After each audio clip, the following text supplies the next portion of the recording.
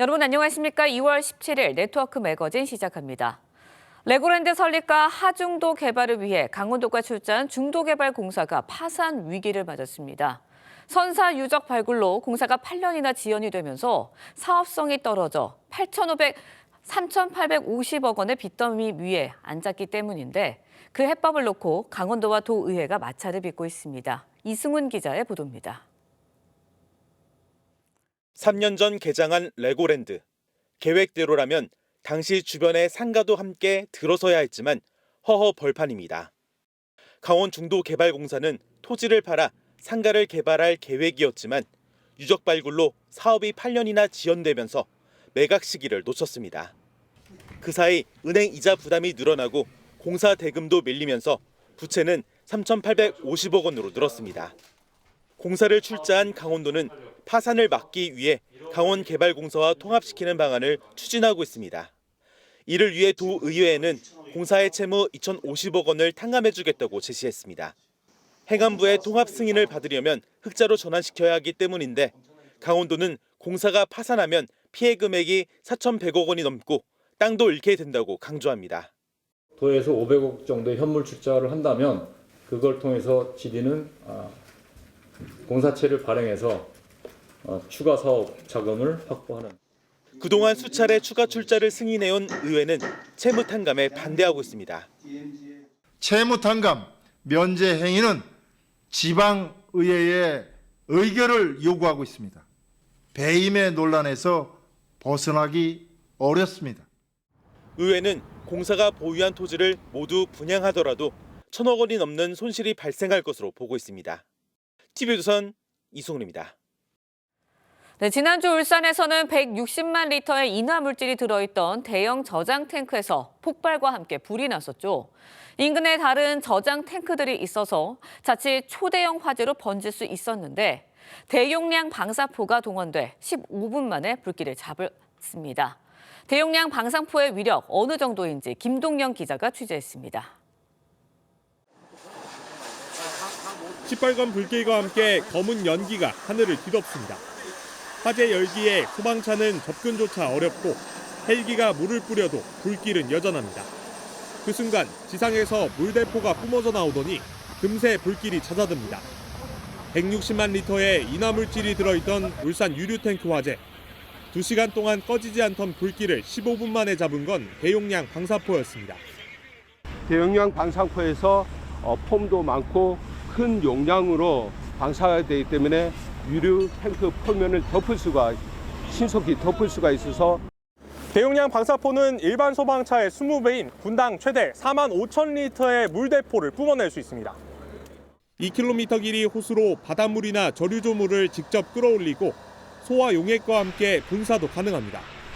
3년 전 전국에서 유일하게 울산에 2대가 배치됐는데 대전 한국타이어 화재 등 다른 지역의 대형 재난에도 투입됐습니다. 장마철이나 같은 이런 대규모 침수 피해가 발생했을 때 배수 작업으로서 배수 펌프의 역할을도 수행하고 있습니다. 소방당국은 대용량 방사포 추가 도입을 추진하고 있습니다. TV조선 김동영입니다. 네, 전교생이 먹는 학교 급식은 많은 양을 한꺼번에 조리하다 보니 조리사들은 육체적으로 고된데요. 튀김 등을 만들 때는 각종 안전사고에도 노출돼 있습니다. 그런데 요즘에는 조리 로봇을 도입하는 학교들이 늘고 있어 이런 문제들이 해결되고 급식의 질까지 좋아지고 있다고 합니다. 이심철 기자가 취재했습니다.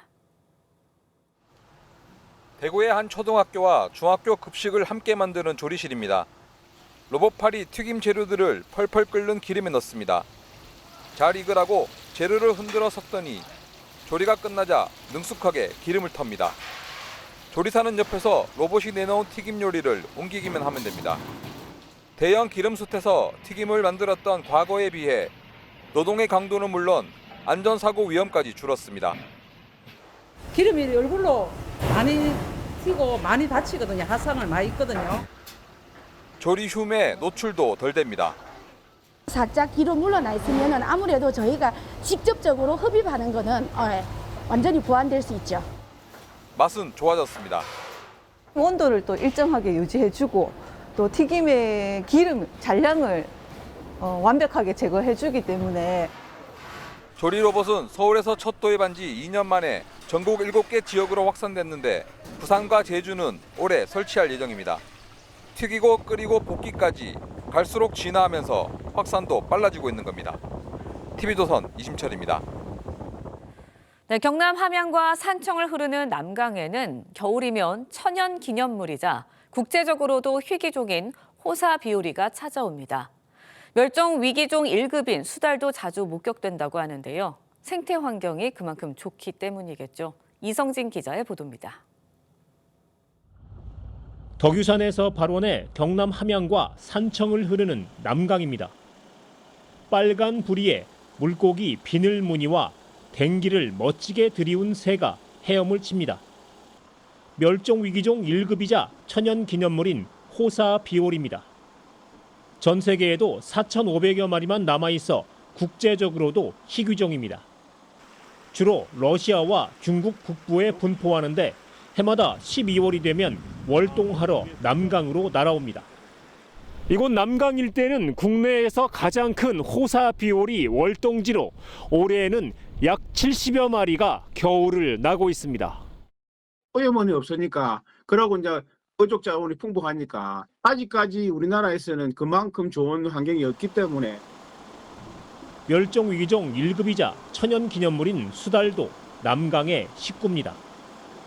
물속의 제주꾼이라는 별명답게 유유히 헤엄치고 인기척을 느끼면 재빨리 물속으로 들어갑니다. 이맘때 수달은 새끼를 데리고 다니며 생존법을 교육합니다. 육아 기간이라서 어미 따라서 새끼들이 계속 따라다녀요. 어미가 하는 행동 따라서 새끼들도 행동을 하고.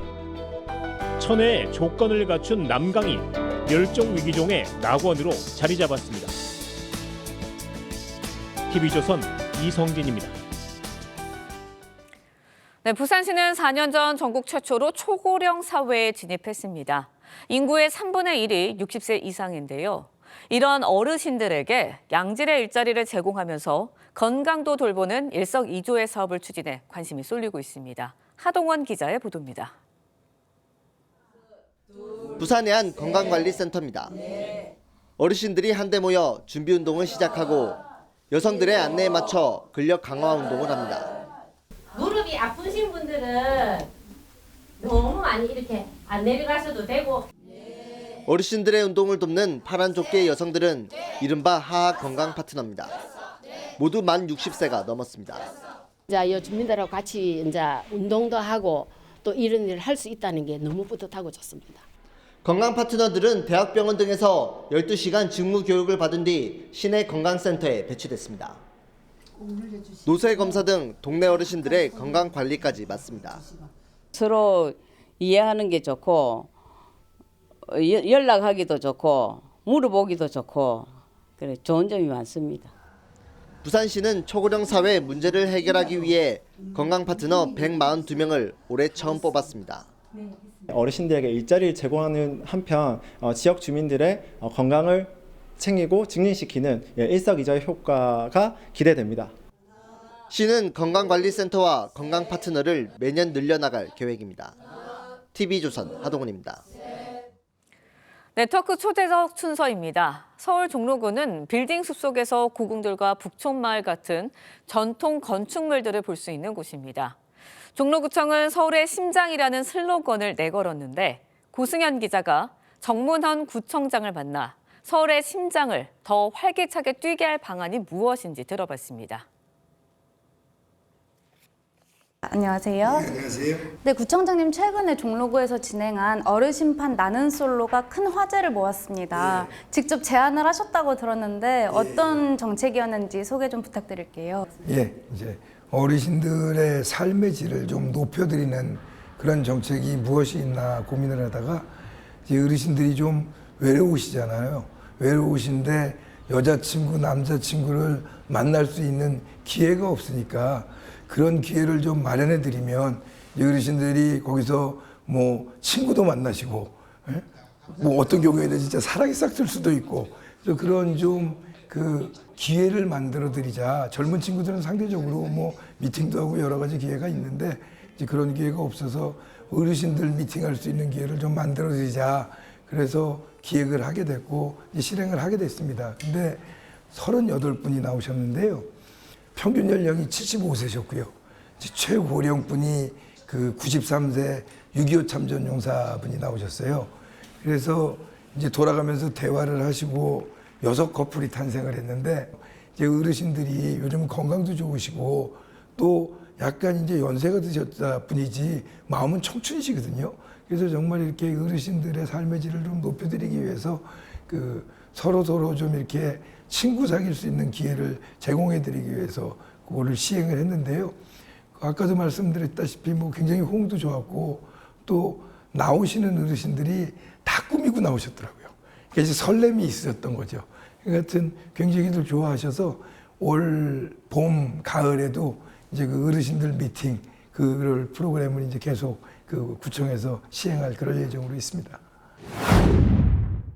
공공교통, 특히 버스에 대해서는 조금 공공재화 시켜야 된다. 지금 현재는 공공재가 아니지만 그런 좀 생각을 갖고 있어서 그 맥락에서 일단 좀 우리 구청에서라도 이 시내버스를 공공재화시키는 단초를 제공해보자라고 이제 생각을 해서 이번 정책을 이제 기획하게 됐는데요. 기후동행 카드 같은 경우에는 이용 횟수 제한도 있고 이런 카드를 또 따로 만들어야 되고 뭐 이런 부분이 있는데 별도 카드가 필요가 없고 사용하신 후에 그 65세 이상과 그 청년들은 그 연에 24만 원까지, 예? 그다음에 이제 어린이들 6세에서 12세는 8만 원까지 이렇게 저희가 환급해 드리는 그런 이제 프로그램으로 만들었습니다.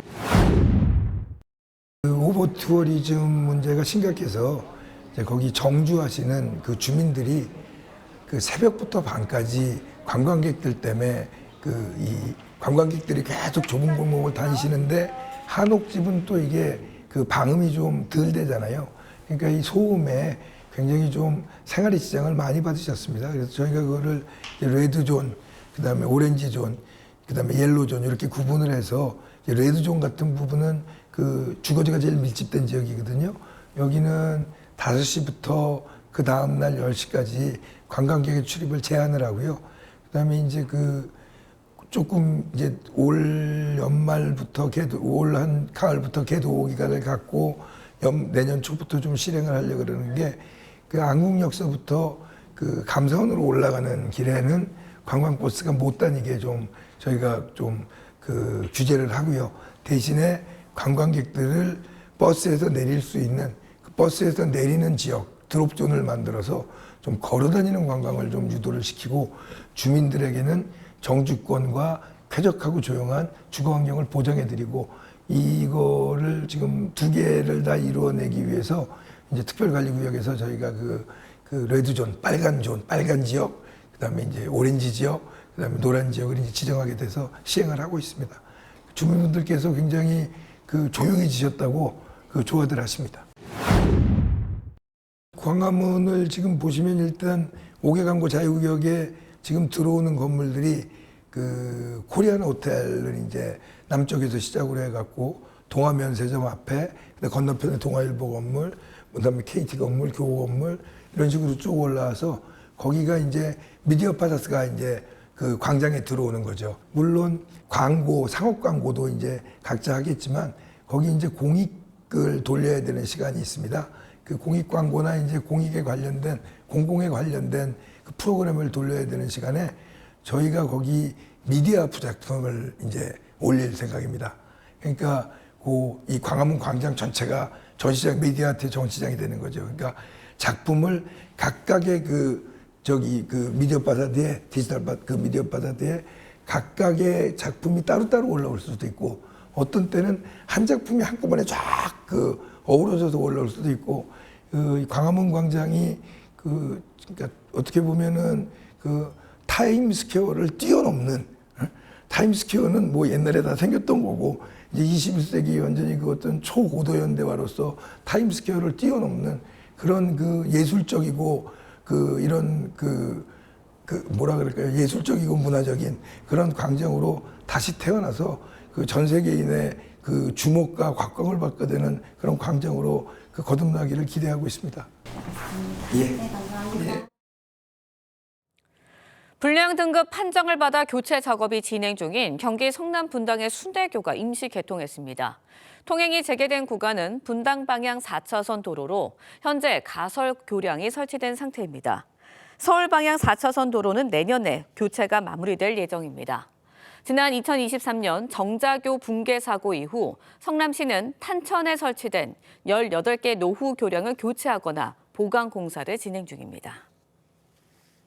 오늘 네트워크 매거진은 여기서 마치겠습니다. 다음 주 월요일에 다시 찾아뵙겠습니다. 시청해주신 여러분 고맙습니다.